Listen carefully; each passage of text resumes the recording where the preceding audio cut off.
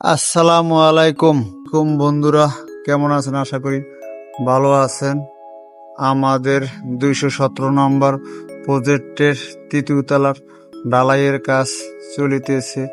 ইনশাআল্লাহ প্রচণ্ড রোদ ছাদের উপরে, আমরা তারপরও ছাদ ঢালাইয়ের কাজ চালিয়ে যাচ্ছি। ইনশাআল্লাহ সঠিকভাবে ভাইব্রেটর মারা হচ্ছে কিনা তা আমরা দেখতেছি, এবং আমাদের ইঞ্জিনিয়ারগণ আছেন।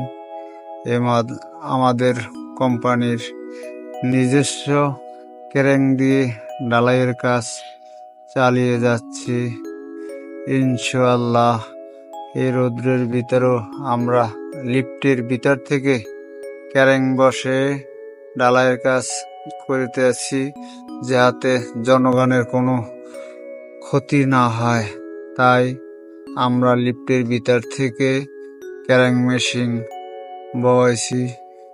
ইনশাআল্লাহ আমরা এই যে দেখেন ছাদের নিচে পলিথিন দিছি, যাতে শীতের কোনো জং না লাগে ঢালাইয়ের গায়ে। তাই ছাদে আমরা পলিথিন বিছিয়ে দিছি, যাতে কোনো সমস্যা না হয়। অনেক সময় দেখা গেছে শীতে জং লেগে থাকে। তাই আমরা এই যে দেখ সিঁড়ি থেকে নেমে যাচ্ছি, সিঁড়ির ধাপ 5 ইঞ্চি করে সিঁড়ির ধাপ।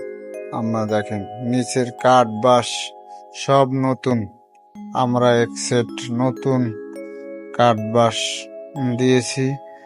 এই বিল্ডিংটা 7 তলা হবে, যাতে কোনো সমস্যা না হয়। তাই কাঠ, প্লেন শিট সব নতুন নতুন এক সেট মাল দিয়ে আমরা কাজটা করতে আছি।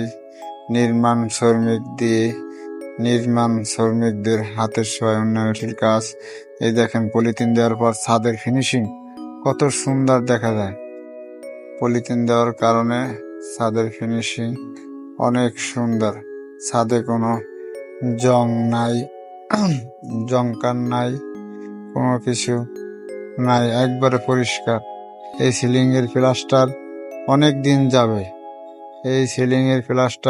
দিন যাবে, ছাদে পরিষ্কার ছাদ, কত সুন্দর ছাদ পরিষ্কার দেখা যায়, যাতে কোনো সমস্যা না হয়। তাই আমরা ছাদে পলিথিন দিয়ে দিছি। ইনশাআল্লাহ সব কিছু ঠিকঠাক আছে। আমাদের চারিদিকে টিনের বেষ্টনী দেওয়া আছে, আমরা চারিদিকে টিনের বেষ্টনী দিয়ে কাজটা করতে আছি।